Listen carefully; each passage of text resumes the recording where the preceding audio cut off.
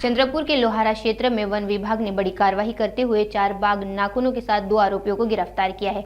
ये बाघ नाखून के अवैध व्यापार के लिए लाए गए थे। फिलहाल जांच जारी है और ये पता लगाने की कोशिश कर रहे हैं कि क्या इन आरोपियों ने वाघों का शिकार किया था।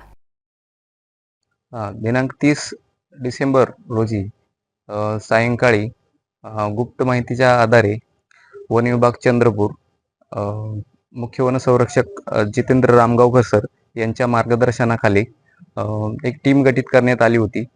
सायंकाळी 2 इसम वाघनक्यांसहित 4 वाघनक्यांसहित टीमच्या साहाय्याने पकडण्यात आले। त्यांच्याकडून 4 वाघनखे हस्तगत करण्यात आली आणि त्यांना अटक करून चंद्रपूर न्यायालयामध्ये हजर करण्यात आले व पुढील तपासासाठी न्यायालयाने 2 तारखेपर्यंत वन कोठडी वन विभागाला देण्यात आली आहे।